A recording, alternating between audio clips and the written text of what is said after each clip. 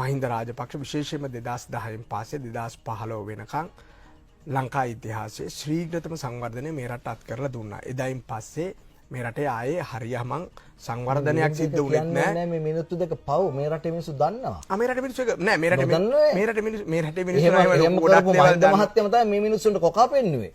කළු ආර්ථිකයක් හැදුව ඔබ යා නායකයා. නෑ ඒ සේරම කළු ආර්ථිකයක් හැදුව ඔබේ නායකයා. ණය ආර්ථිකයක් හැදුව ඔබේ නායකයා. ඒ නායකයාට නිදහස ඉන්න දෙන්න මහින්ද මේ මිලින්ද රාජපක්ෂ. මේ නායකයාට ඉන්න දෙන්න නිකරුණේ ඒ සේරම රොෂාන් දැන් රටපත් වෙලා තියෙන තත්ත්වෙන් ඉස්සරහට යන්න. අපිට මහින්ද වන්දනාව ඕනේ නැහැ. වික්‍රමසිංහ වන්දනාව ඕනේ නැහැ. ප්‍රේමදාස වන්දනාව ඕනේ නැහැ. අනුර කුමාර දිසානායක වන්දනාවත් ඕනේ නැහැ. අපට ඕනේ රට හදන වන්දනාවක්.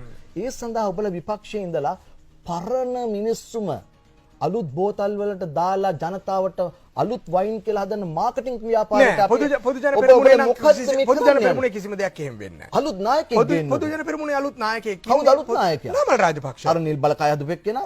අර තරුණ හිට සංවිධානය හදලා සල්ලි ටිකට කියා ගන්න බැරි එක්කෙනා. නෑ සල්ලි ටිකට කියා ගන්න බැරි